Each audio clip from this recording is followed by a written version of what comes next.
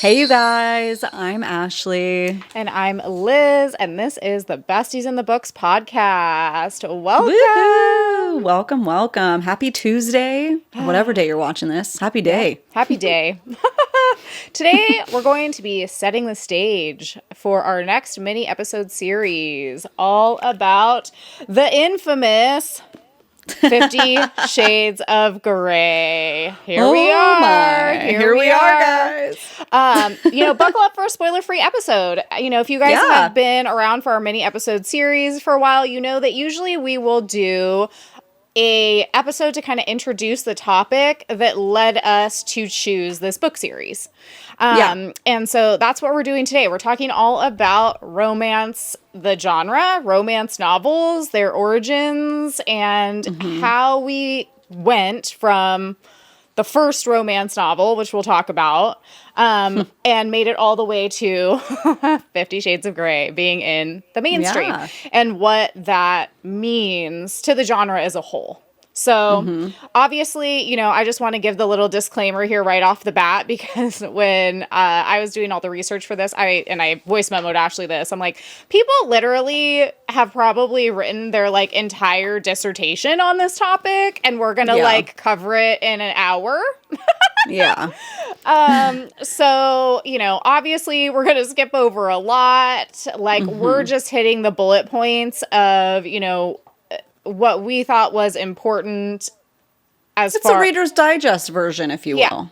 Yeah. We can't cover every detail, and nor do we want to. That's not really the point of this. It's just to kind of show that there's been a lot of history. We want to give credit where credit is due, and we want to kind of understand where 50 Shades of Grey lands on that spectrum in the romance novel world.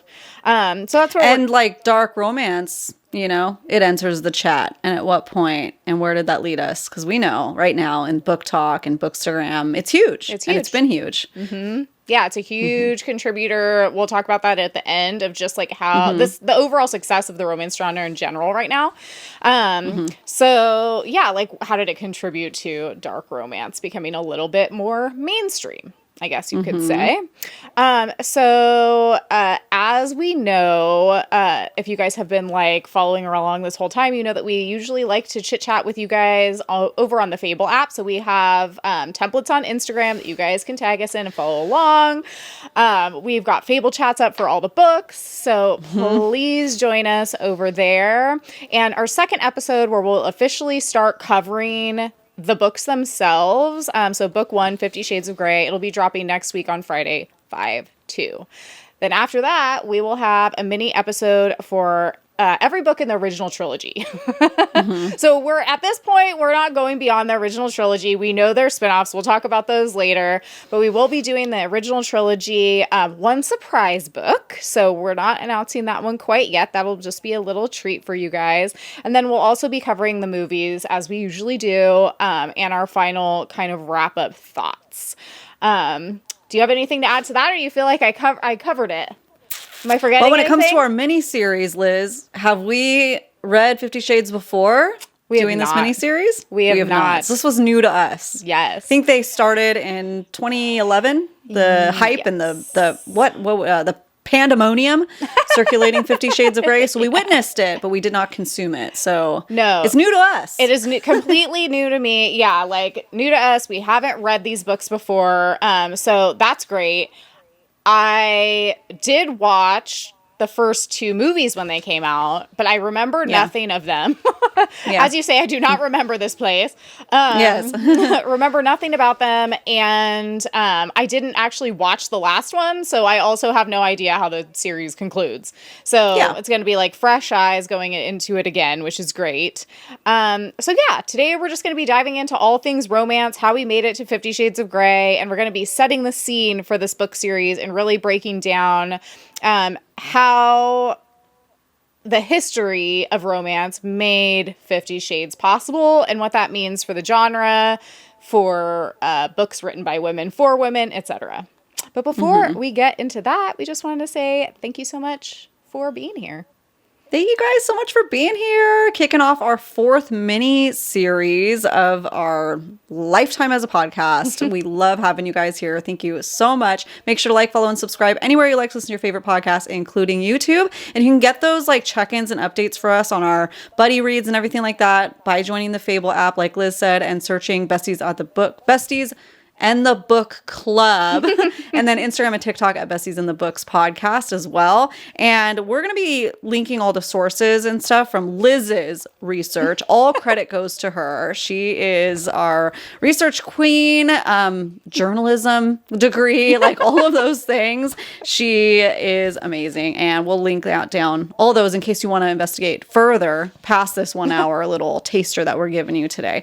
Yeah. So yeah, make sure to like, follow, subscribe, all those things. And we can't wait to bring you that. You guys go join the Fable app because it is a hoot. It is hilarious. Yeah, it's really fun. Us like reacting to just the random things that are going on in 50 Shades so far. Yeah. And there's a lot. There's a lot of them. Yeah. It's a very, like, some books we do for book club, because we always have it in the Fable chat, Fable app. It's more quiet because there's not that much to talk about.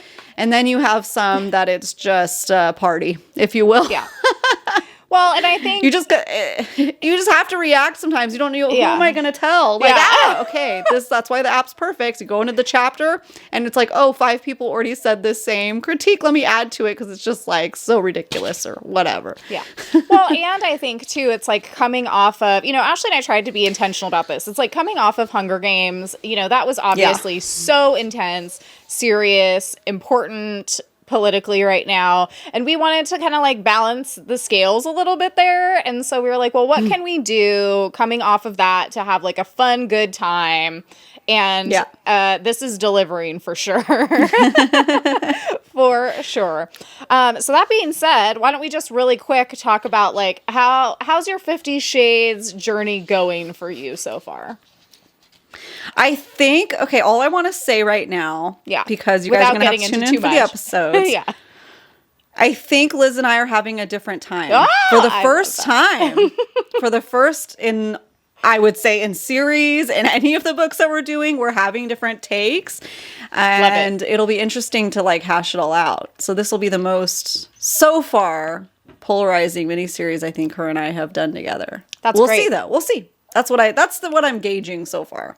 Well, what about you? I mean, I'm literally having the best time. So, I love that. It's bound to happen that we were going to have opposing viewpoints on, some of these books that we read. And we've had like little ones here and there, but not anything so extreme. So that would be, I think, just great if we have opposing viewpoints, because then we can kind of get both sides of the coin. So, I'm having a great old time. I was just talking to our friend Racinda, who's in the early Fable chat too, with us, just kind of talking about it. And she's really enjoying it too. But I told her, I was like, I have it literally like now I have the physical copies, the ebook copies, and the Audible copies. I'm like, I'm out of control. She's like, yeah, you're going all the way in. I'm like, yes, I've gone all the way in. Yeah. So all in, all day. All day. That's where I'm at. Okay. So, all right. So that's just our little update. We don't want to give away too much because book 1's episode will be coming out soon. But why don't we just do a little fave and fail romance theme? Yeah. Yeah. Let's do it. Let's go. Okay, so, and this could just be like open-ended romance theme of like books, movies, shows, whatever, of your whole life. It could just be something that stands out to you. Okay. Yeah. That sounds good. So for me, I wanted to give a shout out to, and I have the 2 books here because even though I'm only a little over halfway through the first book, I had to give a shout out to these books on here. So Under Your Scars by Ariel N. Anderson. And then the little novella, Delilah, and Under Your Scars novella, also by Ariel Anderson. I wanted to give these a shout out because this was a recommendation from several people on Bookstagram, and I started listening to the audio version, immediately bought the physical copies as well.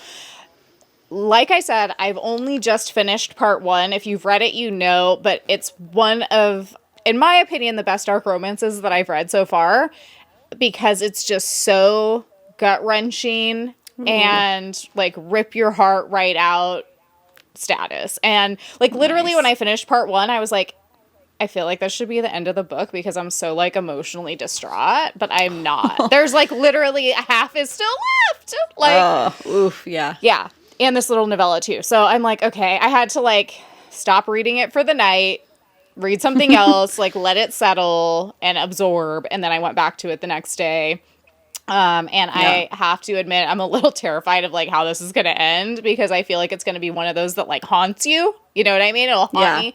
But it's so good. And I think I Googled it already. I'm pretty sure these are the only 2 books that she has out so far. So go give her a follow. And if you like dark romance, check it out. But definitely check the trigger warnings on this because it's got some doozies. For sure. And then for my fail, I was trying to think. I was like, have I read anything that I really disliked lately that was like a fail in the romance department? Other than the things that we've already talked about in the past with you guys, like the hockey romance thing and stuff. And I thought about it and I was like, you know what? I actually want to give my romance fail to that movie that came out with Nicole Kidman, Baby Girl. Because I feel like it had such potential and just it squandered it away. And because I feel like we don't really get dark romance portrayed very often in movies. Yeah. And in general. And so, we got rom-coms for a while, right? They're kind of making a little bit of a comeback, but not really dark romance. No. It's rare. And so when I saw that was coming out, I was like, whoa. I feel like when you mention it, dark romances tend to cross those like hard lines that we really as a society are obviously against, like, I'm talking like underage stuff, So it's sad. You're right. Like that, there's no representation for like positive, consensual, dark romances. Yeah. That I can think of. I can't think of any. I mean, 50 Shades obviously was made into a movie. So other than that. Yeah. I can't think of any.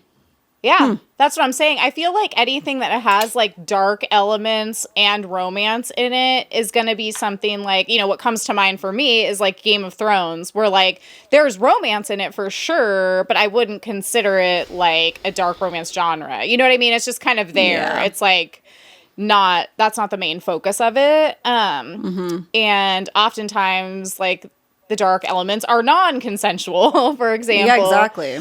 Yeah. So, I mean, so when I saw that this was coming out, and Nicole Kidman, I love her. She's great, right? I was like, okay, awesome. Like, these people are obviously 2 adults. I get the sense this is going to be a consensual relationship that has dark romance themes. And while it was fine, it was just kind of like, I was hoping that it would be good enough to where enough people would go see it and it would get hyped, and then that would encourage more to be made. And I feel like it kind of just went flat because it wasn't that good. Yeah. And so for that reason, it is my fail because I'm like, why can't these movies be made? Like, I feel like we should be able to do that now. I don't know. I mean, and we have so many books now. So many. That are amazing. So you don't need to like reshape the wheel or whatever. Yeah, just like, just make one. Get one of those. Pay that author. Let's write a script. Great. Done. Yeah. I mean, obviously we've heard, rumors that books like Butcher and Blackbird are going to get picked up and turned into a movie. Something like that would be amazing because, you haven't read that one yet, right? No, but obviously I hear so much about it. Yeah, I mean, that one right there would be perfect because I don't think that there's anything in there that would be any more triggering than, like, a comedy horror movie. You know what I mean? Like... Yeah, totally. So I feel like, come on, it's time. Yeah. It's 2025. Like, what's happening right now? Like, take your blindfolds off, like you...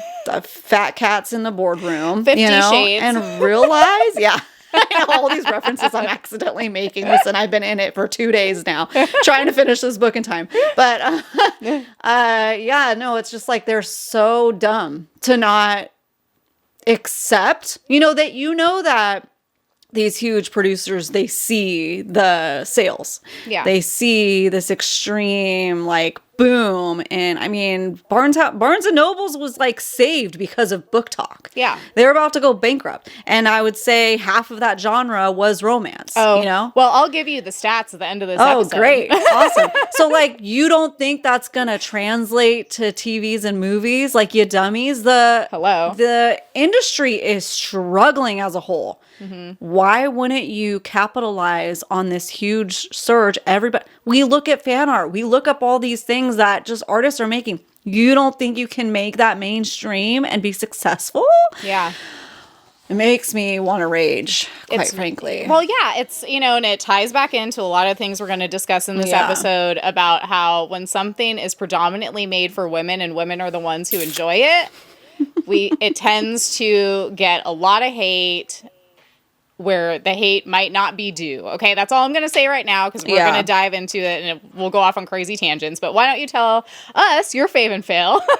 And then we'll get into all that stuff in just a sec. So for me, anytime I think of romance, I instantly think of all the amazing rom-coms that we grew up with. Oh, yeah. 100%. Think of those fun rom-coms like 10 Things I Hate About You and Sleepless in Seattle, which it's not that much comedic. It's pretty tragic and sad, but it's, awesome. It's a classic. All of those like pop on a rainy day kind of comfort movies. So those are my faves. Like all those, Romeo and Juliet, even Titanic's not a rom-com, but those romance movies, that was like the prime of Lime.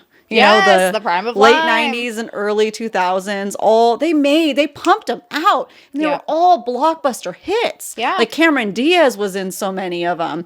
I didn't like the ones that, the 27 Dresses, like that girl, Katherine Heigl. Oh, I don't love her 27 movies, Dresses. but yeah, you loved it. I get on board with it.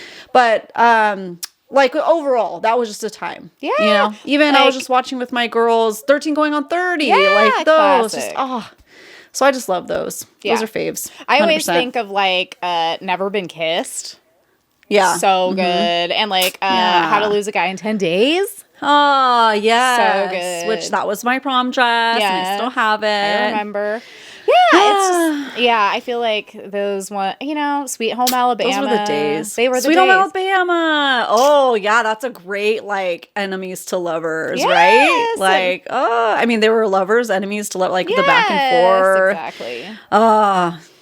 Let's just reminisce. Let's just reminisce. I am like, let's just sit off and stare into space for a second. Yeah, guys. Leave us down in the comments because you can now comment on the Spotify podcast. I haven't checked to see if Apple's updated, but let us know your favorite rom-coms or like romance movies of yesteryear. Like, what are the classics that you guys love? Because maybe we'll all discover some new ones together, or we can, just like reminisce. I love that. And obviously YouTube, you can comment too. We'll do a box on Instagram. I will say, I think that I may have mentioned it on the podcast before, but I watched that new one with Will Ferrell and Reese Witherspoon that just came out. Oh, I haven't seen it. It's so I didn't know. good. It's that's so good. cute. I love them both. It was excellent. So it was funny. It was like a true rom-com. Yeah. Like I wouldn't say that, the ones I feel like that we watched when we were growing up were a little bit more like PG-13. This was definitely like an R, but like more, I would say, for like language and stuff. So not necessarily kid appropriate, but very funny and just sweet and cute. And I really enjoyed it. Yeah. So maybe that's what we're kind of missing. Like that border PG-13 line, like that demographic. Because they definitely are trying occasionally to bring a rom-com to the scene or a good romance movie, but it's constantly falling flat. So that's my fail, is kind of what we already talked about. Just the movie industry as a whole is just struggling to like figure out who they are anymore. The streaming services has really changed. Yeah, I think they're having an identity crisis. Totally. And streaming services hold the cards, but then they don't make as much money because it's just different. And they've had a couple of blockbuster successes post-COVID, but before COVID, the movie industry was struggling. So it would be nice to be seen and heard and them to start making movies that people want to see again. Well, I think it's just weird too that it's like, we make up half of the population, yet we spend a lot more money. And yet still, we can't seem to get what we want out of popular media in a lot of ways, and it's bizarre to me. It's like, you know, they would just rather, let's make another Hulk. Maybe this one will stick this time. You know, it's like, really, though? You know what you could do is you could make a Masked Man movie for the ladies, and we would all go watch it. How about that? Because it's like the closest we can get are the superhero movies and the horror movies. Yeah. I'm just telling you guys what you already know. It just hurts. It hurts my brain. Like, it hurts my brain. Well, wow. We'll talk about why. Because it's a long history. So let's go back in time. No, I'm just kidding. Okay. So before we go back in time, I just wanted to kind of like pose the question to the group. What do we personally think of when we hear the term, you know, quote unquote, romance novel? So, like, for me, even though I have a room full of romance novels, I still lots of times picture the old school Danielle Steele romance novel paperback, you know, that it's kind of like the female version, if you will, of like the Tom Clancy paperback, you know, at used bookstores. That's still what I picture, which is interesting because that's a very like dated idea. And clearly that's not, I don't have anything like that in my book room. But for some reason that is still what comes to mind. What about you? Yeah, I feel like I've been changing my thinking. And honestly, the only reason that's fully making a change in my brain is because I tag, you know, I do all the SEO search engine stuff for our episodes, and I always am like thinking of different ways to phrase it. And when we're talking about a romance book, I put romance novel in it. So I'm kind of like tricking my brain to retrain it because before 100%, that would have been the first thing I think of. The Friends episode where they're making fun of Rachel for what she's reading. And we growing up with that, like we were influenced by all that stuff. The Fabio books, the Fabio covers. And now at this point, I've come to the like realization that it's like, okay, that category was heavily criticized for a long time and made fun of. What if it's not even bad? I've never read one. Yeah. You know? Me neither. What if it's not even like bad? You know? Yeah. Obviously, the people that were reading it read it like obsessed. That you can't tell me it was bad then. You know, it couldn't have been that bad because we've read some funny bad books that you read it and then you move on with your life, you know? You can't gain that kind of obsession without some validity to it. Yeah. So, that is what I used to think of, but I'm really trying to retrain my brain here. Yeah, and same. And I think that's what's so interesting, and the reason why I brought that up is because, and I wanted to ask that question, because I feel like a lot of us have some really deeply ingrained ideas about what the romance genre is and what romance novels are, even if we are completely open-minded about it, trying not to go into the genre with, you know, preconceived notions. We're totally okay reading a ton of different types of romance. We still can hold a lot of these ideas, and there's reasons for that. And that's what this episode is going to be delving into. So I just say, ask yourself what you think when you hear romance novel, and then take that and move forward through this episode with that in mind. So that being said, what kind of romance do you prefer to read? I'm just curious. And why? For me, it has to be, at this point in my life, I'm in like my fantasy era. Yeah. So I personally don't like romance forward books. I like more a fantastical element. Dark romance, I haven't read one yet that I'm like obsessed with. So Liz and I come on different sides of the coin with that as well. And I want to find a rom-com that I like, but, you know, I also am unmotivated because a contemporary to me, it's not the zone that I'm at right now. And I just want to read about dragons and magic. So yeah, it's like, it's not to say that won't ever change, but that's just who I am and what I want to consume right now. Yeah. It's more like you like your fantasy with a dash of romance. Yeah. Yeah. That's where I'm at. I'd say for me, like, I love Romantasy. Like, we know this, you know? I love Romantasy. I love, and that can be like a spectrum too, with very little romance or a lot of romance. Like, I like all different types, you know, depending. Yeah. But I love dark romance, guys. It's great. It's one of my favorite genres ever. And, you know, I think my first dark romance I ever read was Haunting Adeline, and I was like, this is great, and I just like went down the rabbit hole from there. I didn't really know that I was starting with like this notorious book. Like, I had no idea. I was just like, oh, this, you know, the pretty cover, I'm gonna get this one. And then I started listening to the audio, and Teddy Hamilton hooked me, and the rest is history. So yeah, I mean, those are the ones I prefer to read. Again, I do struggle with contemporary romance if it doesn't have dark themes. Yeah. But you know, we stay open because I feel like sometimes when we try things, that we know very little about, then we actually end up really liking it. I feel like the, Haven Ever After series was a really good example of that, because that was very light and kind of almost rom-com-y, but it had the, you know, like fantastical elements to it. So we ended up liking it. So there's that. Yeah. Yeah. I think the potential's there for me because, I love the classic rom-coms. And from what I hear, there's a lot of books like that. So maybe finding the right one. But I don't know. I think for me, what I get stuck on is like, I have a hard time liking a male main character if he doesn't have a dark side. Maybe that says something weird about my personality. I don't know. But I'm just like, if he's too nice or just like too normal, I'm like, and I use normal, you know, in air quotes, obviously, then it's just kind of like falls flat for me. But, you know, I'm always open. Change my mind. You know? Yeah. Yeah. Okay.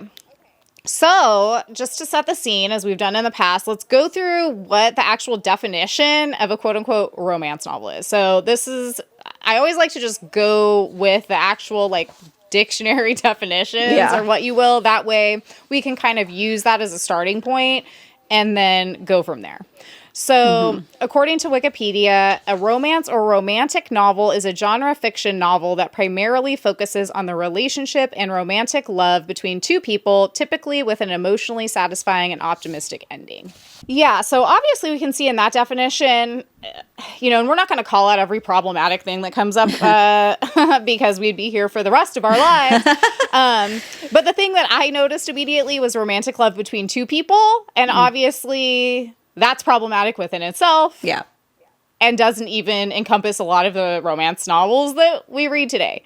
But that is the dictionary definition. According to the Romance Writers of America, a romance novel must have a central focus on the development of a romantic relationship between two people. Again, two people. Yeah. The other criteria for a romance novel is that it must have an emotional through line and build to an optimistic conclusion. So those are just the first things that came up from, you know, as close to a reputable online source as I could find that actually defines it.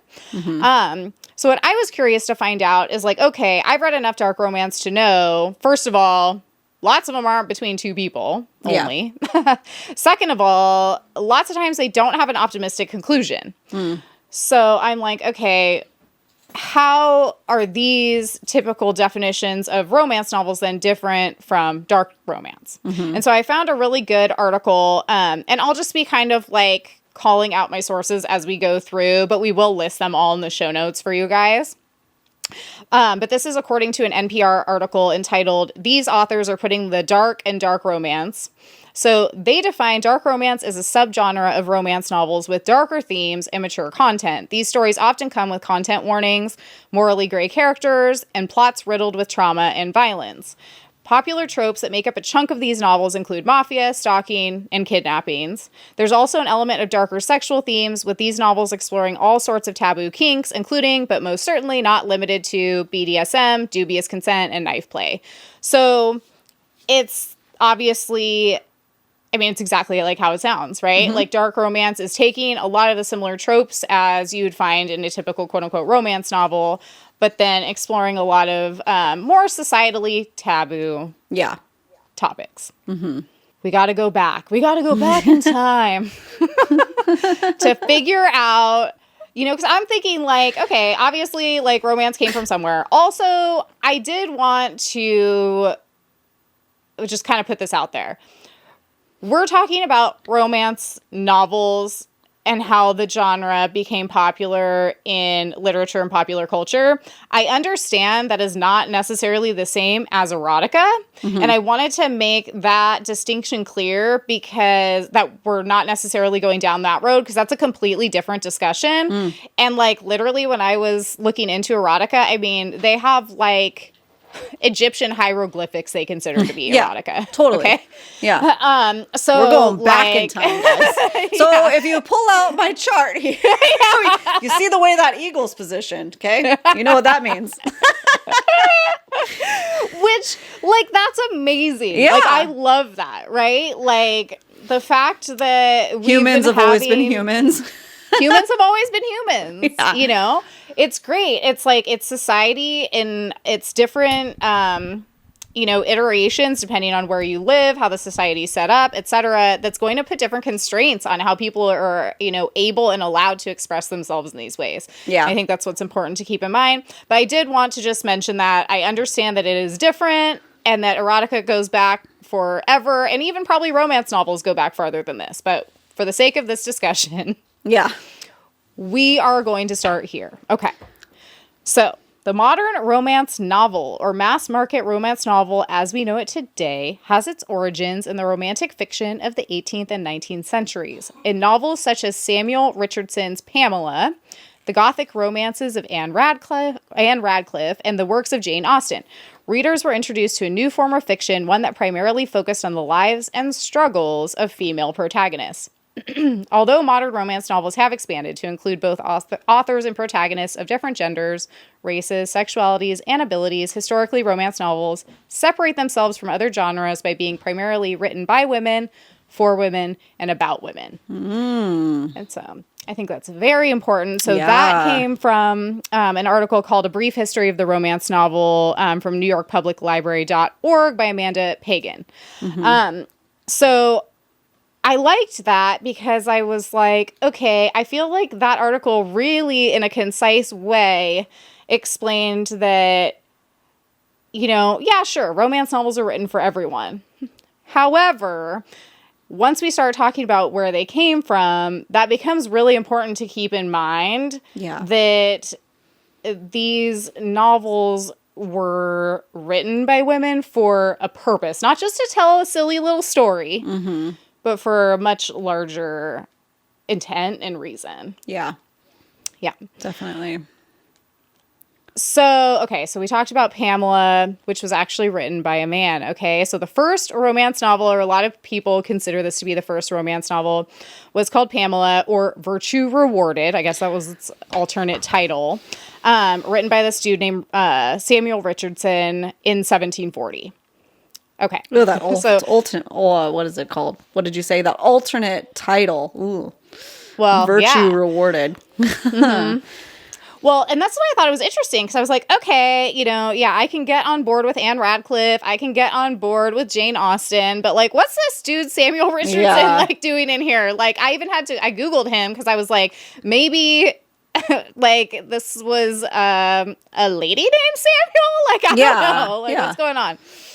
No, it was definitely a man. Okay, so this, so I'm just going to be quoting one of the articles here. Originally published in 1740, Pamela tells the story of a 15-year-old maidservant named Pamela Andrews, whose employer, Mr. B, a wealthy landowner, makes unwanted and inappropriate advances towards her after the death of his mother. Pamela strives to reconcile her strong religious training with her desire for the approval of her employer in a series of letters and later in the novel, journal entries, all addressed to her impoverished parents. After various unsuccessful attempts at seduction, a series of sexual assaults, and an extended period of kidnappings, the rakish Mr. B eventually reforms and makes Pamela a sincere proposal of marriage. In the novel's second part, Pamela marries Mr. B and tries to acclimatize to her new position in upper-class society. Okay, so that was from Wikipedia. That's just like a little summary of what this supposed first romance novel in 1740 was about. So, what I found exactly. So what I found interesting was that Pamela Andrews, the heroine of Pamela, represents Richardson's insistence upon well-defined feminine roles and was part of a common fear held during the 18th century that women were, quote, too bold. In particular, her zeal for housewifery was included as a proper role of women in society. Although Pamela and the title heroine were popular and gave a proper model for how women should act, they inspired a storm of anti-Pamelas. Ooh. Yes. Good. So, exactly. So, it's almost like the first quote-unquote romance novel was written by this dude who was like, I'm going to write this to basically show propaganda. What, like, it's a propaganda. Exactly. Like, that's literally what it is. I'm going to write something popular that a bunch of people are going to read that shows where women, what women's stations should be, where they should remain, what they should be doing, their housewife duties, right? And I love that while it was popular, then we started getting different kinds of romance novels coming out with a lot of counter ideas written by women instead. Good. Yeah.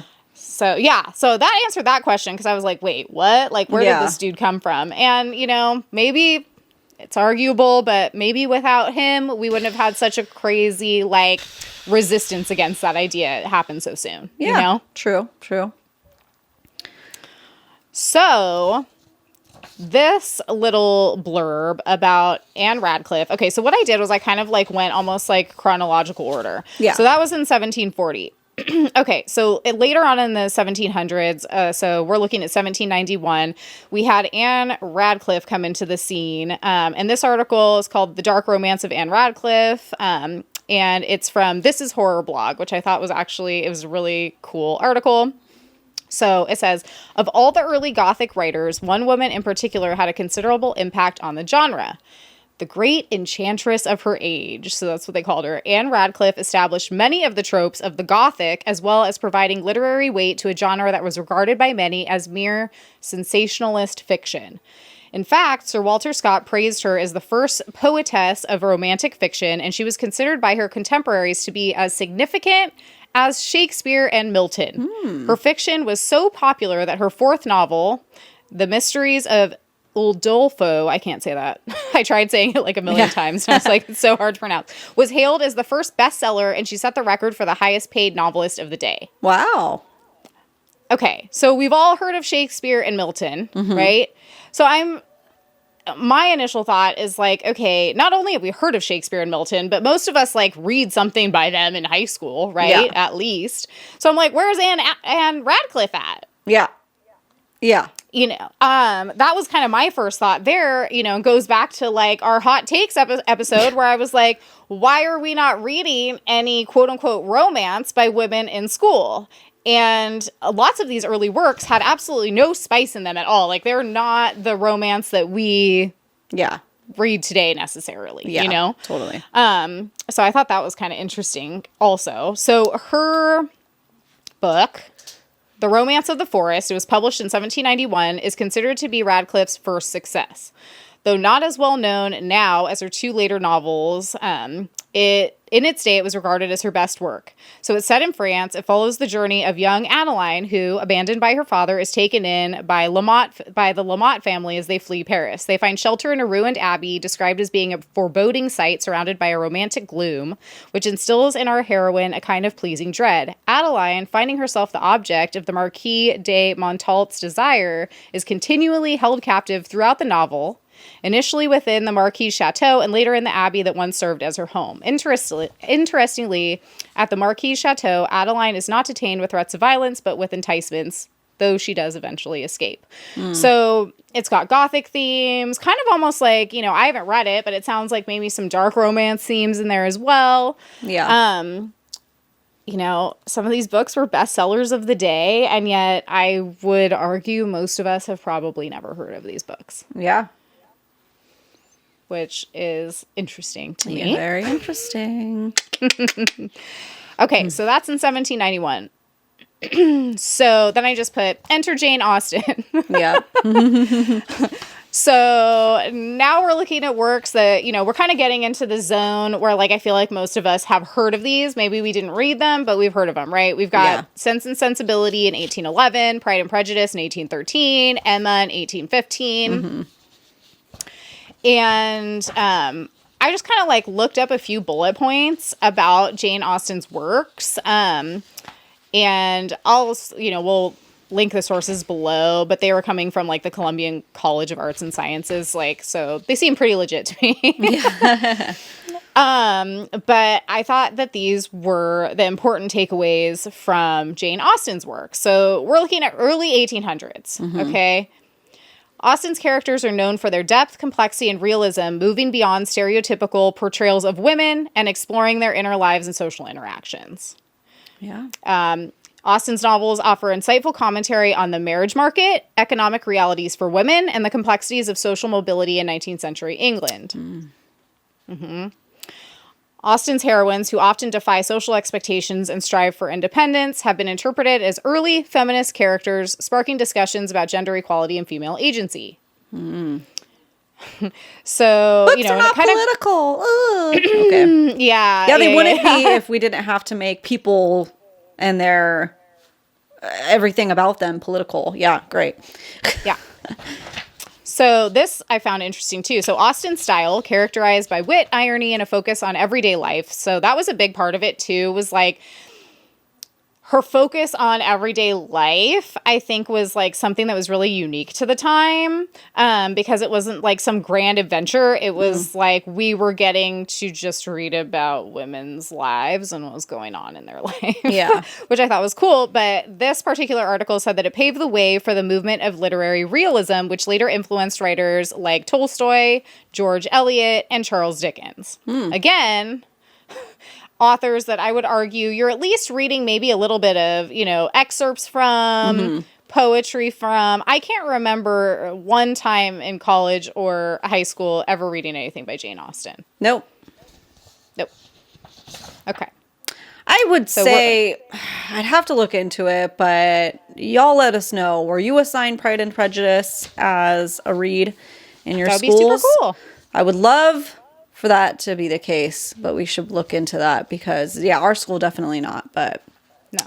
But maybe some did. But maybe some did, because it's so popular, it'd be surprising if those were all found by, on their own volition and search. But, I don't know. But we definitely, in doing this research, I noticed a pattern forming. Yeah. For sure. For sure. Okay, so the next one that was like really big on the list were the Bronte sisters. So most of us have heard of Jane Eyre by Charlotte Bronte, Wuthering Heights by Emily Bronte. We're looking at like mid 1800s, so like 1847 is when both of those came out. Yeah. And I was looking at some specific articles about those. So Jane Eyre and Wuthering Heights achieved enduring influence during their exploration of complex characters, challenging social conventions, and innovative Gothic themes, particularly in their portrayal of women and relationships, making them seminal works of the Victorian era. Jane Eyre's character, a governess, is a strong, independent woman who defines the typical constraints placed on women in Victorian society, making her a trailblazer in feminist literature. Yeah, the novels critique class structures, religious hypocrisy, and the expectations placed on women, challenging readers to question the status quo, and they explore dark themes such as violence, obsession, and social inequality. Oh, wow. So, again, we're having these women authors not just telling stories about women's lives, but also using this medium to critique whatever society, they are most familiar with at the time. Mm-hmm. Yeah. So, interesting. Yeah. Seems pretty legit if, they're literally comparing these authors to, huge names that all of us know of. Yeah, definitely. So... Okay. So then we kind of have like this little bit of time in between, because I feel like most of us have heard, obviously, of like these books that we're talking about now. And then it kind of got like a little bit quieter, at least what I could find online in my research, and kind of like the early 1900s and like mid. Yeah. So in the early 1900s, interest in romance I guess it grew with Georgette Heyer's romance, The Black Moth, and the publishing of Gone with the Wind in 1936. Okay, so what I found interesting about this is that, you know, I've never heard of The Black Moth at all. Apparently, romance was getting more popular, but then, you know, it's being cited as Gone with the Wind in 1936 being one of the most popular, but it's technically not even a romance novel.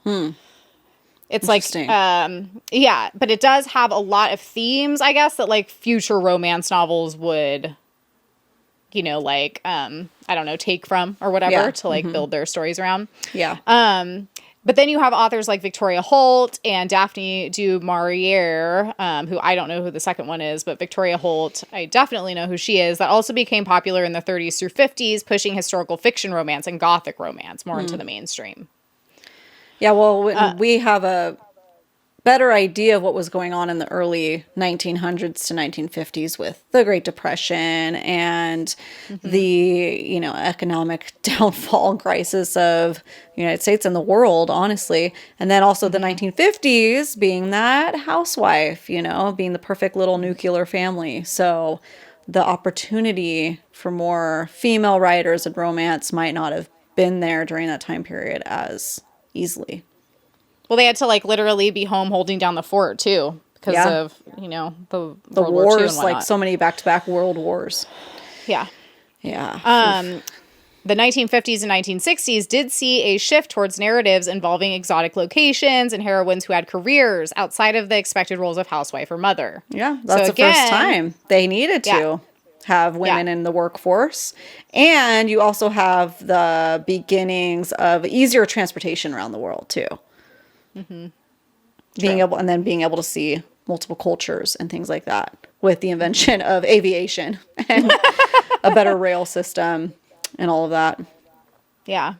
Yeah. Super interesting because I feel like it's like women throughout these hundreds of years have been using quote unquote romance novels to tell their stories, to tell, you know, women's perspective, to give critiques on the social structures at hand. And I think, you know, I mean, I don't really even think I know that's got to be one of the reasons why society at large has tried to make them less legitimate in the literature world since the dawn of time. Yeah. Definitely. So, okay, so I just made a note to myself. So the big shift happened in 1972. Okay, so here we are in 1972. Kathleen E. Woodowis, I don't know how to say her last name, sorry if I'm butchering that, wrote The Flame and the Flower, which introduced a new subgenre, the bodice ripper. So to this point, mass market romance novels featured very little sexually explicit material. So Woodowis's work changed that. Bodice rippers were historical fiction novels that usually featured beautiful, virginal, yet fierce and independent women who would catch the attention of a handsome alpha male who would attempt to seduce and dominate her. Bodice rippers were notorious for featuring rape and abuse as part of the love story and eventually were replaced by narratives that did not promote assault or violence. Bodice rippers remain a relic of their time. However, the impact of these novels has been long-lasting. Ah, I see. So this is probably where what we knew of romance novels, like, coming off of, right? Right. Yes. So it's like that was kind of like the more modern era, like popular romance novel, like, scandalous paperback, you know, kind of situation. And I mean, really, that's kind of interesting when you think about it, that like it wasn't very common to have any quote unquote spice in a romance novel until the 70s. Yeah. That's wild to me. So, like, all these books that existed before then, it's like the romance was just that. It was romance, but no spice or closed door. Well, and it's so sad that it didn't start as being something that would be mutually consensual. It started as something really horrific because it was probably more realistic back then. Which is really depressing. I would have to do more research specifically on that subgenre, the quote unquote bodice ripper, to be able to really see, you know, how much of it was. But I mean, it specifically said a lot of them were virginal and young, and there was a lot of non-consensual things happening. So, which also in its own way can be a huge commentary too. Yeah. definitely. So, important, but also maybe not depicting our FMCs in a lot of the ways that we would appreciate now. Yeah, for sure. Yeah. So, we got to give shout outs to Jackie Collins, Danielle Steele, Nora Roberts. Like, a lot of those kind of have paved the way with the, kind of what we think of when we think of, the quote unquote romance novels. Harley Quinn, a division of HarperCollins, was the first publishing house to produce romance novels directly targeting female readers. Over the years, they became known for their distinctive, eye-catching covers, which usually featured lovers caught in illicit embraces or otherwise dreamy images. Other publishers also began producing steamy cover art in an effort to boost sales, which it did. In the 1980s and 1990s, Italian-American model Fabio became a cover model for dozens of romance novels and changed the face of the genre forever. Yeah. Which I thought was funny, because we all remember that. Obviously. We all remember him. Yep. Yep. So... this pretty much brings us back to modern day. So here we are. Yeah. So we've got romance novels as a whole. Where did Romantasy and dark romance come from? Because now we've got all these like subgenres. We could be here for 1,000 years talking about all that. But I wanted to specifically talk about the subgenres that we usually feature here on the podcast. So that's usually Romantasy or dark romance. So I used an article, The History of the Wonderful Romantasy Genre by Danielle Tomlinson. She says, it's hard to pinpoint where the very first Romantasy book was published. However, 1987's War for the Oaks by Emma Bull can be remarked as the earliest publication from within this genre, at least that she could find, which I thought was kind of cool. It made me want to look it up. She said it's about a rock and roll singer named Eddie McAndry who somehow became drafted into a war between fairies, and now her life is in danger. Sounds great. Yeah, sold. She finds herself slowly falling in love with the same person who put her in danger. Shocking. So I thought that was pretty cool. Yeah. She says it's possible that the subgenre has existed for far longer, but the term didn't come about until 2008, and that's when the term was officially added to the Urban Dictionary. Ah. I was like, 2008. That's kind of crazy. That's not that long ago. Yeah. And not to mention, there's a lot of people out there, mostly men, that are trying to discredit the romantasy genre, right? What the fuck? No, but hello, fairy tales that have been around again, not to go back since the dawn of time. Yep. But every Cinderella, I would dare to say, is a dark romance, romantasy. I mean, a lot of them that are. one's dark. Yeah, a lot of the original fairy tales, they are. So they're romantasy. You have the princess and the prince and the dragons and the prince saving the lady from the dragon, and then you have very, very dark elements there. So it's just very interesting that more female writers are able to write now. More female authors are present, and they want to discredit it. But it's like nobody's out here discrediting the, what's the Anderson guys? Yeah, what are their names? What are the original writers? Yeah, right here. I always want Hans Christian Andersen. Yeah, Hans Christian. Nobody's discrediting him. Hello, that's dark romantasy. The Brothers Grimm. The Brothers Grimm? Yeah. What? Yeah. No, exactly. It's only, not only, but it's harped upon, and it's only seems to be discredited, as we've seen, when it's written by a woman, and women are the ones who predominantly enjoy it. It's like a recipe for the mainstream to kick it down. Yeah. It's really interesting. And we know the answer to all of the questions. Basically, we know that all the answers to the questions basically boil down to misogyny and patriarchy. We understand that. We're not trying to not go down that road, but it's like, we just want to more so give you guys the information and facts so that you can put two and two together and read, if you're going to read 50 Shades of Grey with us, or maybe if you already had, put it into context and put a lot of the romantasy and dark romance that we read into context. Yeah, for sure. It's literature just as much as anything else. And I feel like it's our own, it's been stigmatized over several hundreds forever. of years, but probably since the first Egyptian lady did her Yeah. hieroglyphic of like her first romance novel. Yeah, or what I freaking mean?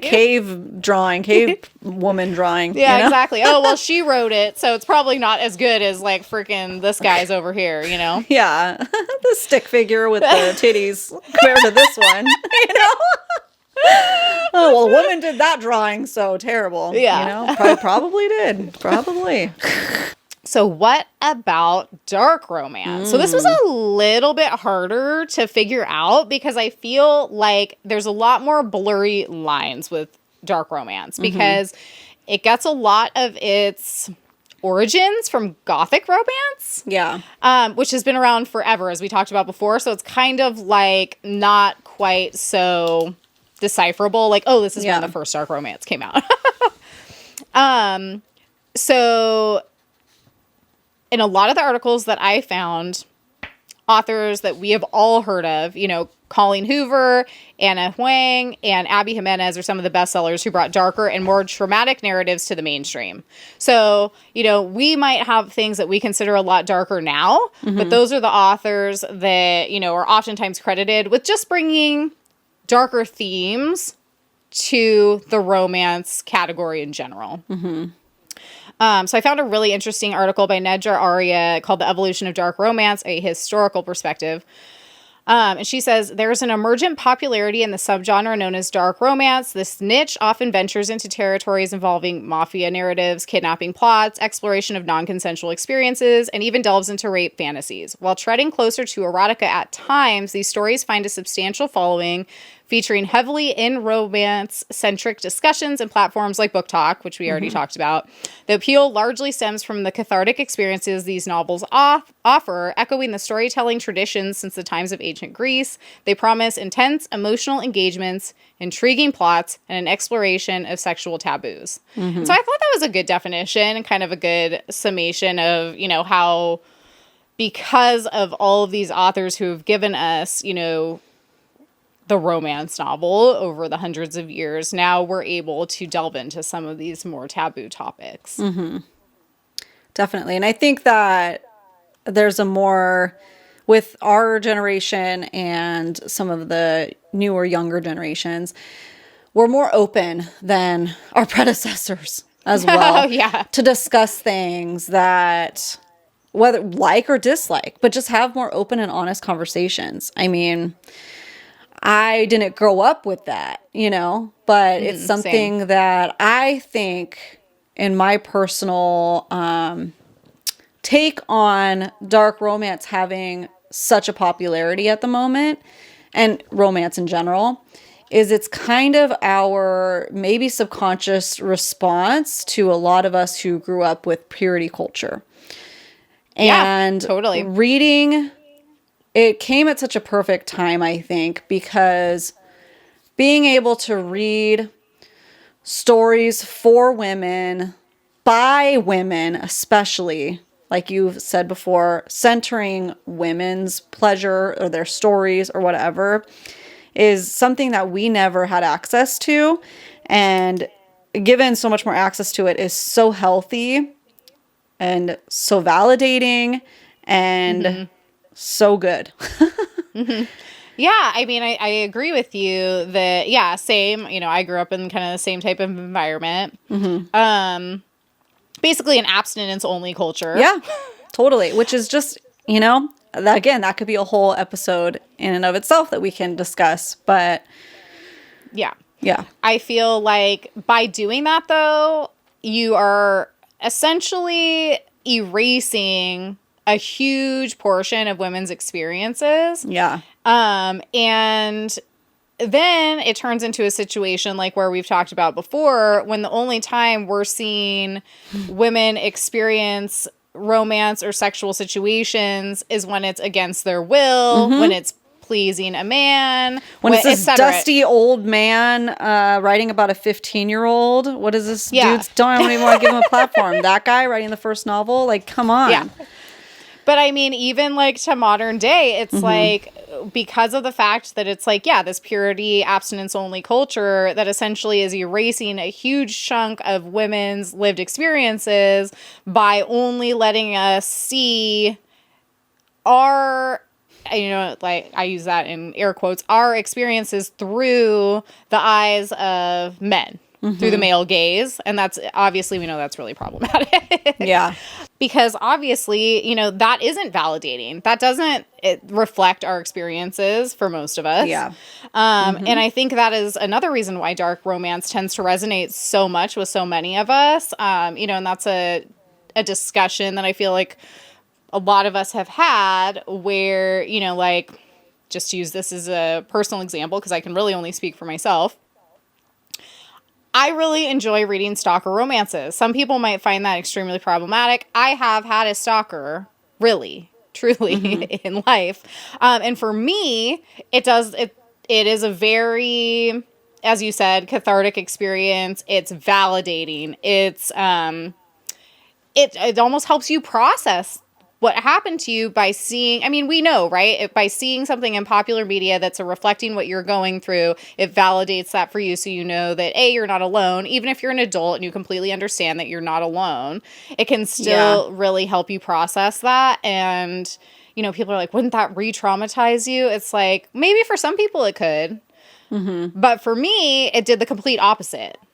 Yeah. And like I said, it's one of those things. It's like, oh, it's okay. You're not alone. Like those words itself, they don't always help, Yeah, totally. Being able to like read about it, see it, do research. That is kind of what is the like substance that sometimes we need. Yeah. To help process. Yeah. Well, yeah, you want to see this is why representation is so important. We want to see ourselves represented in popular media in general, and that doesn't just go for women. Obviously, that goes for everybody. But, it's like, that is why I think dark romance resonates with so many people, for sure. So, well, and it's also like, going back to purity culture, it's like a full 180 away from that, Totally. Which there's always kind of going to be that pendulum swing, I think, with things, as a response of a form of resistance. Dark romance is a form of resistance in its own way, in my opinion. Yeah. Against purity culture, for sure. Well, and to go back to what you said before, too, it's like we do, obviously there's a lot of spice in these novels now. Back in the day, there wasn't. However, back in the day, they were living in a completely different society, where they were probably writing with just as much resistance and just as much totally scandalous content. Just to us today, it wouldn't seem that way. Yeah. You know what I mean? It's like you got to put it in the right context, in the right place and time. Totally. Yeah. Totally. So, yeah, just to further make you guys mad, because here we are. So, I feel like a common argument with why are things created for women or by women not as popular, right, is they probably just don't sell as well. Yeah, sure. Right? Right? They're probably just why? Yeah, they that's why if they sold well, obviously they'd make more of them, right? Obviously they would be critically acclaimed. Obviously we'd be teaching them in schools and they'd be considered literature, obviously. Right? Yeah, you would think. So, we're just going to start this off with romance novels. Generate about $1.44 billion in revenue annually. This is the current statistic, making it the highest selling fiction genre, nearly doubling the revenue of the next most successful genre. Well. Isn't the proof in the pudding? So, riddle me this. Why can't we turn some of the $1.44 billion revenue a year, highest selling fiction genre? The math ain't math in there, right? Like, it's like, basically, excuse me? Yeah, it's basically like numbers don't lie, right? Right? Yeah. So if numbers don't lie, then really the only explanation for this can be misogyny, right? Right. Because if money is what matters, the bottom line is what matters. In this society that we have, this capitalist society where money is what matters, shouldn't that be as simple as 1 + 1 = 2? Yeah. Well, because, Liz, what matters more than money, the only thing, is about control. Ooh, interesting. Yes, indeed. Yes, indeed. Yes, indeed. So we're just going to dive a little bit more into that. So we're not going to go too far down that rabbit hole because we don't have all day. Yeah. But here's just a few more little statistics.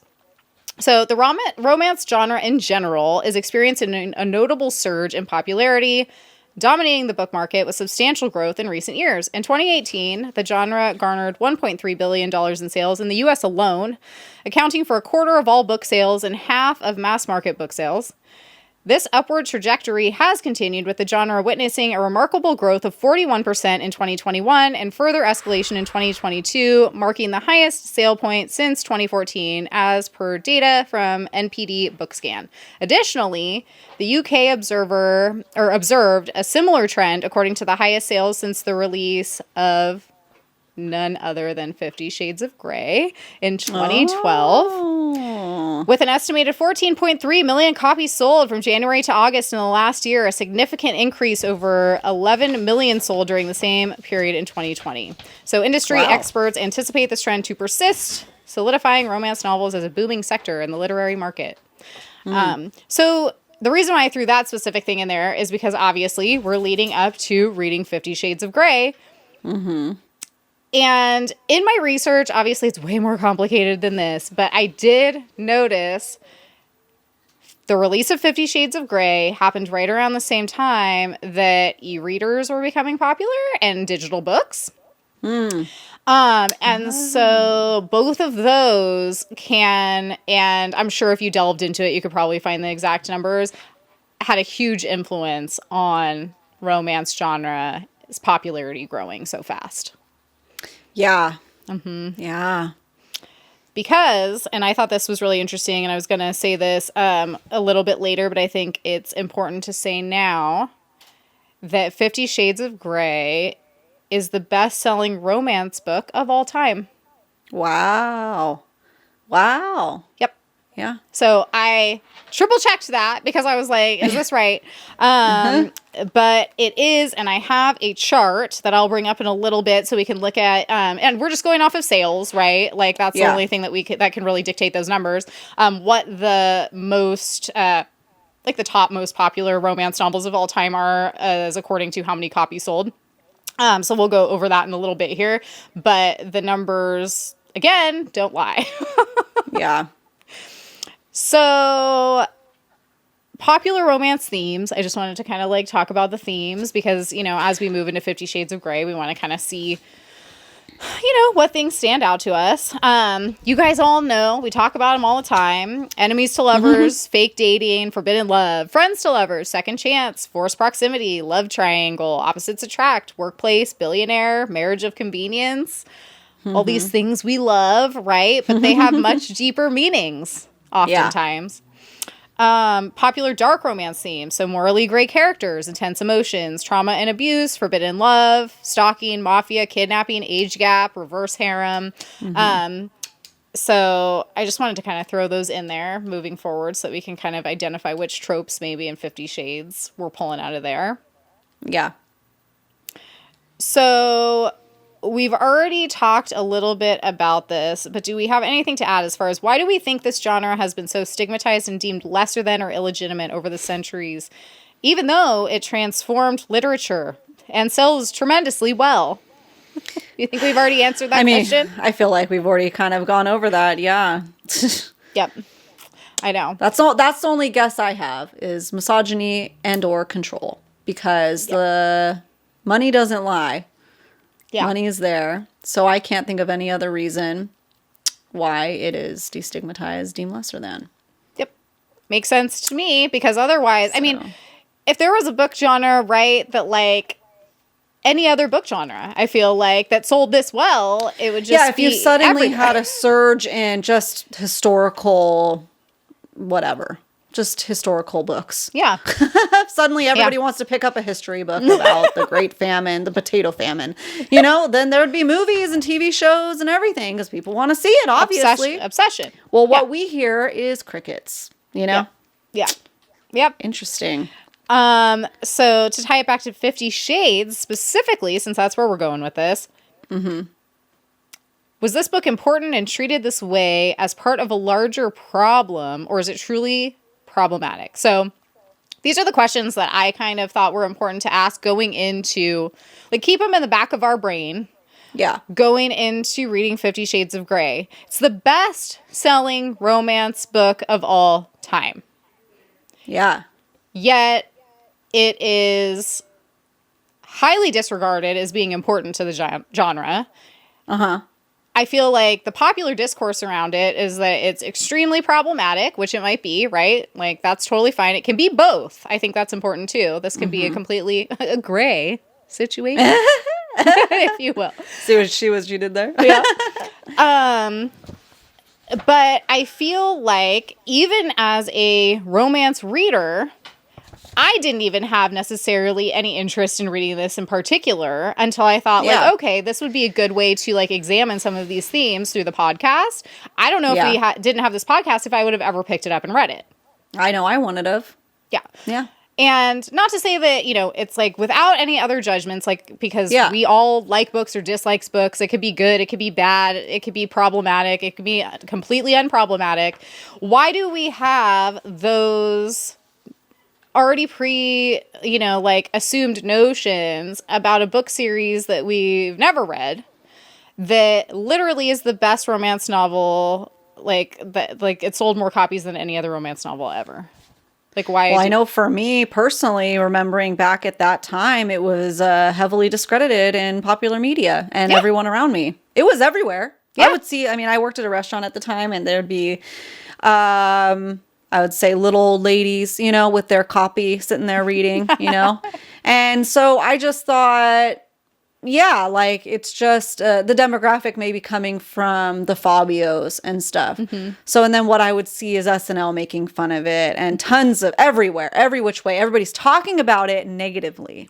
So that was my experience, and only my experience with that, the book and then the movie, you know? Yeah. So then, as someone who was only in her early 20s at that time and very susceptible to influence on people around me and media, I was like, yeah, what a joke, you know? Yeah. And I never looked further than that. I never investigated further. Yeah. What about you? I mean, for me, the popular discourse, I feel like, around this book is that, you know, it just didn't really deserve the popularity that it got. And again, that's debatable because every book is someone, you know, you're going to have your personal opinion about it, whether it was worth the hype or not, you know, but I feel like it was just so negatively talked about across the board. And to me, learning, you know, because we all knew it was successful, right? We all knew it was super popular. And we all knew that, you know, obviously they made movies out of it and whatever. But just to know that a woman wrote a book that then sold that well, you know, whether you like it or not, it kind of seems like perhaps some credit should be given where credit is due for that. You know what I mean? Yeah. Instead of literally just continuously, basically just calling it a piece of crap. Like, there's no better way to say that. Calling it like, you know what I mean? Whether you like it or not, I feel like that was the common discourse that was going on at the time. And I feel like, you know, whether it deserves it or not, it's a level of success that a woman author had and a lot of women enjoyed that then was really looked down upon.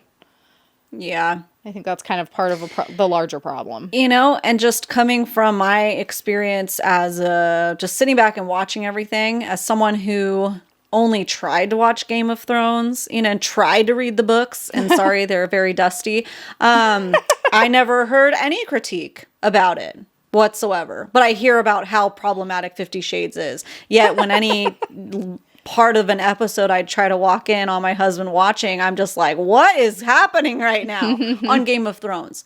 And I don't hear about how it's problematic, you know, or anything like that. So it's not... one's written by a man, one's written by a woman. Yeah. And it's not the popular discourse. It's like, I feel like if something gains the popularity that's written by a woman for women primarily, then and it reaches huge success, Yep. then we have to figure out there had to have been something or a million things wrong with it for it to not deserve the success. Yeah. I think it's that's the bottom discredited. line. It doesn't deserve to be. Well, it's super popular, but it doesn't deserve it. Yeah. Really? Are you sure? Because there's a reason why it's the best-selling romance book of all time, right? Yeah. And so, yeah, not that there's not critiques or whatever of Game of Thrones. I'm sure there's plenty of them out there, but it's not the common discourse. I think that's the Exactly. difference. That's what I'm trying to say. Yeah. Exactly. Yeah. So, And not that either warrant it, but it's the only thing I can think of off the top of my head of like having both problematic things happening within each category, but one gets, all these deals and positive lights only, where the other is deemed, well, it didn't deserve that. yeah. So, these are all just ideas to keep in mind moving forward as we read the series for sure. Just other things I wanted to note about 50 Shades. It was originally written as a Twilight fanfic entitled Master of the Universe. So that is in fact true. That is how it started. It's a little treat for Liz, gotta say. Treat for me. Yep. Because the sales were so crazy, it did single-handedly help to save publishing at the time. Wow. Which is crazy to me. And it did pave the way for erotica and dark romance and romance in general to boom. It came out around the same time as e-readers and The Hunger Games, which I thought was really interesting. There you go. Yeah. So yeah, in a lot of different articles that I found, books were not doing well. It was a dark time. And then, it was kind of, like a lot of the articles were focusing on how between e-readers coming out, 50 Shades coming out, The Hunger Games coming out, it was almost like it gave a little bit of boom and like a hope to the publishing world. Well, because I feel like with e-readers, because obviously all of us at that time coming from the mindset of romance novels being the Fabio, and again, not to say that those books are actually bad, but that's just what we were growing up being told. Those are nonsensical, not lit-worthy books, and e-readers made it so that you could read in private in public, right? You didn't have to have an embarrassing, I do air quotes, cover. You could have, what's the word for it? I mean, discreet, like a discreet cover. A discreet cover, because obviously it blew up so much that everybody knew what the cover was. Before, it was a pretty discreet cover though. It's just a tie if it's shades of gray. But if you have an e-reader and you want to read this book that everybody's making fun of, but maybe you're interested in it, discreetly, e-readers allowed for that to happen. So it's definitely a perfect time for this book to come onto market where people could read these things that unfortunately we're told to call guilty pleasures. Yep. Even though they're not. 100% though. I mean, that's a huge difference. And I do want to note too that I don't know how accurate this is, but I suspect it's probably fairly accurate. I can't remember which one of the articles said it, but romance readers specifically contribute so much to the boom of publishing in general because we consume so many more books than the average person. The average romance reader supposedly reads about a book a week. Which I mean, to me would be accurate, right? I usually probably read about 1 to 2 books a week.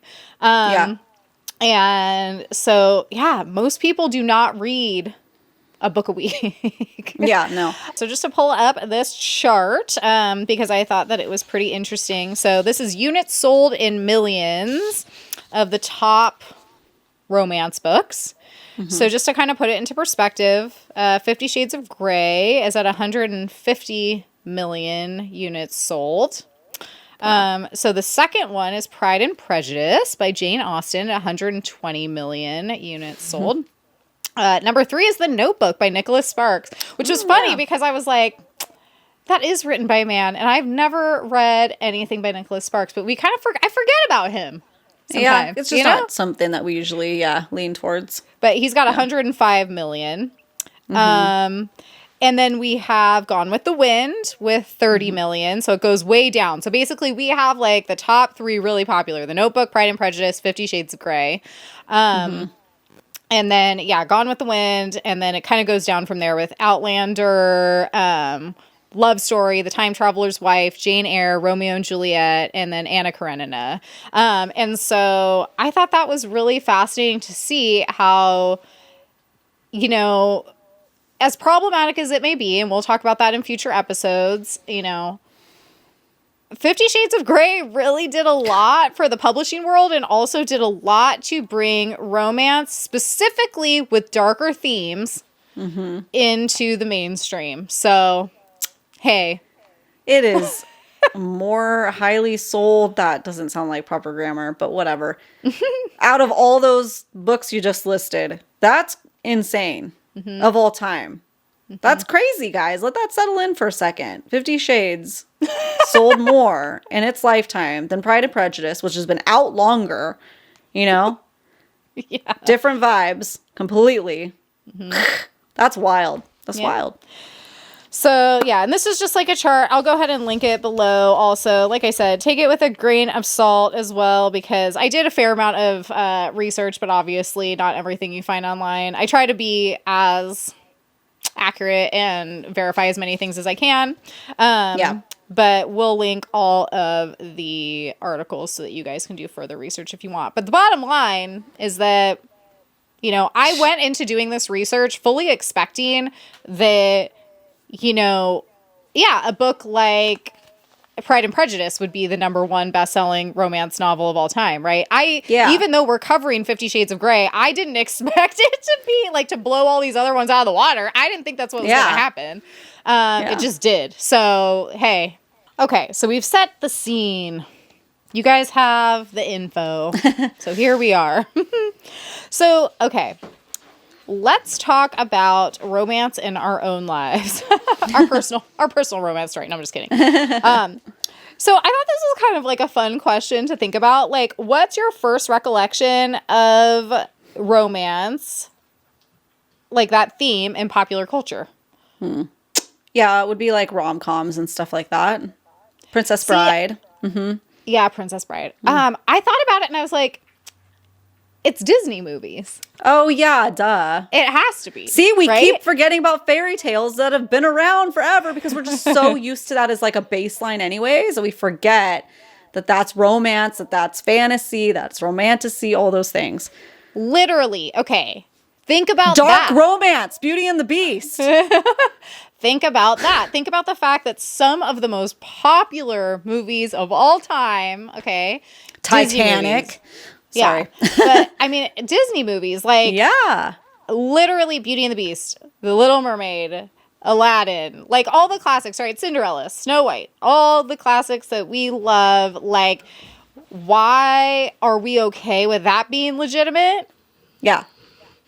In popular media, like literally, why is Disney so freaking rich and famous and Disneyland so rich and famous? But then when female authors come out with romantasy stories so dang similar, or even retellings of those stories, they're not seen as being legitimate to, you know, creating this like fantasy canon. Like, why is that? That's crazy. Woo! Because I would argue that that was an introduction to romance for probably most of us. Yeah. Disney movies. You're absolutely right. So, what are your favorite Mind blown. I know, right? Mind blown. Yeah. So, what are your favorite romance shows and movies? I mean, you already kind of like talked about it a little bit. Yeah, I'm trying to think what else I could mention. Head empty, no thoughts. So, why don't you go spill? Well, why don't we just talk about then, like, why don't you give a shout out to any of, like, your favorite, like, any things that you thought of, or could think of from your younger years, that did introduce you to any type of romance that you liked, whether it was, like, books, movies, shows, or anything like that. I know there's one in particular that stands out to me. Yeah, I mean, Beauty and the Beast, Little Mermaid, Sleeping Beauty, all those, and then all the fun rom-coms. Ugh, I loved You Got Mail. I still watch it on a rainy day to this day. That's so cute. Yeah. Yeah, all those Meg Ryan and Tom Hanks duos, those movies. Just love them to death. Nice.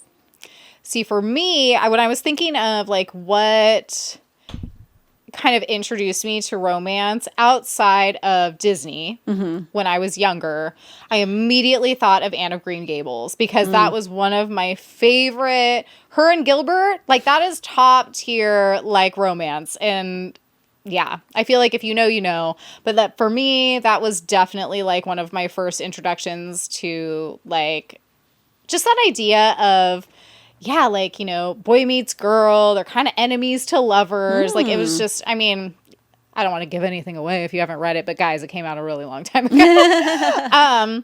But yeah, I mean, I loved Gilbert. I thought he was the best. And looking back on it, I was like, yeah, because that, I mean, obviously it was about Anne, but it was a love story too.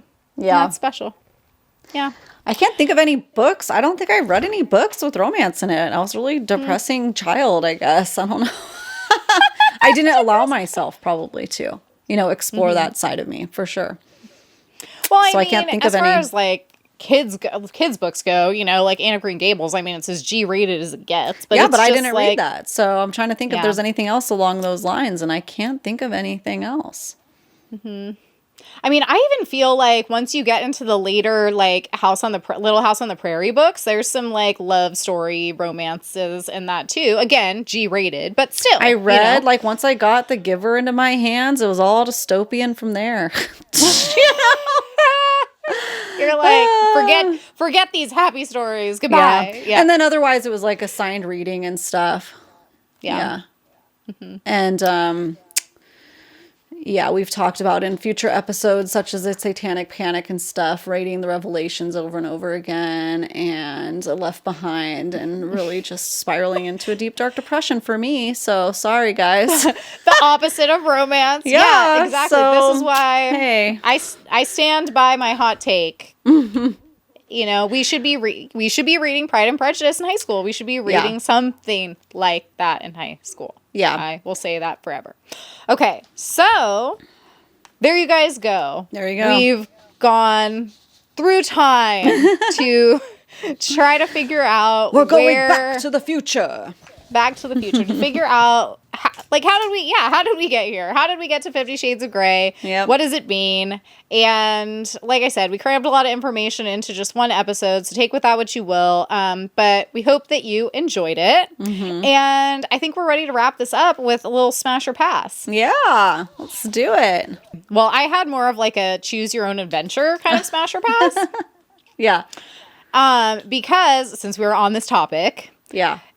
Ashley's, like, typical choices are usually not very, like, dark romance coded when it comes to MMCs. Yeah. So my smash or pass was you have to pick an MMC from either a dark romance or, like a not necessarily a dark romance portrayed in media, but like, you know, any of the like villains or anti-heroes that you would see in popular media. So if you had to pick one of those guys, who would it be? I just pick any? Yeah. I have to really use my brain here. Okay. But he can't be the good guy. He can't be the hero. He can't be, you know what I mean? Like, we're not looking for that. We're looking for an MMC, dark romance coded. Villain, essentially. Who would you pick? Like, a villain, but it could be from anything. Yeah. I'm going to go with Dr. Facilier, Princess and the Frog. Boom. There you go. You heard it here first. Done. Yep, there you go. Okay, Liz. I'm going to do a Marry, Kill of our favorite romance men in the classics that we know and love, whether Disney, rom-com, whatever. So Marry, Kill. Heath Ledger, 10 Things I Hate About You. Okay. The Goblin King from Labyrinth. Okay. And the Beast in beast form. In beast form? Mm-hmm. Yeah, no prince.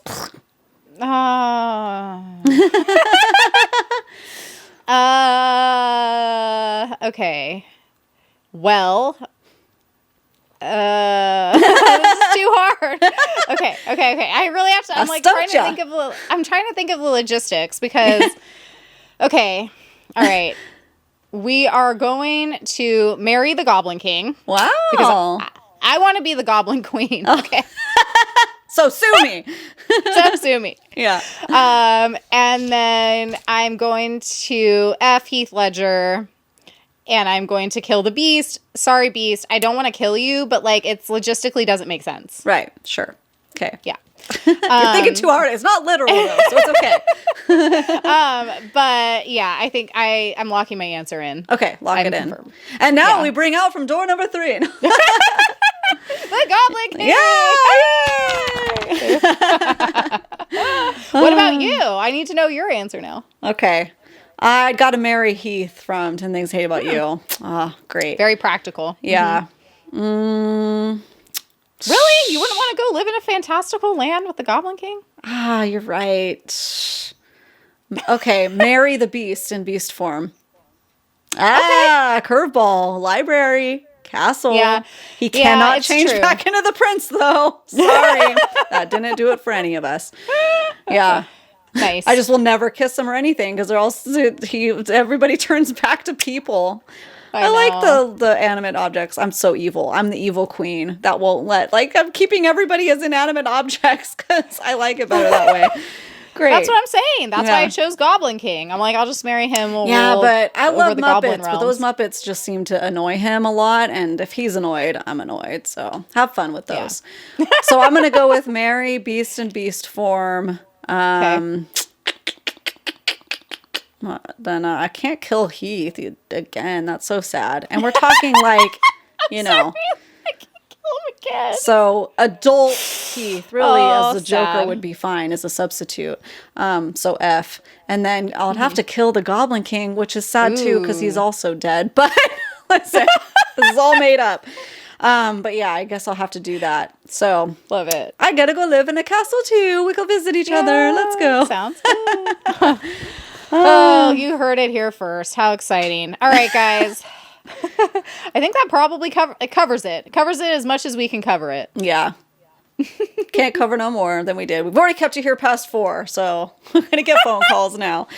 You left me there too long. But you guys, we got a lot more to talk about in all of our Friday bonus episodes that are starting. I think it's this week. So set your alarms, turn on your notifications. The first mini-sode episode will be out covering 50 Shades of Grey because it's gonna be gray. 50 Shades of May, guys. It's so good. So follow, like, subscribe. Everybody like to listen to your favorite podcast, including YouTube. And we'll see you on Friday. Okay? Yeah, see you on Friday. All right. Bye. Bye.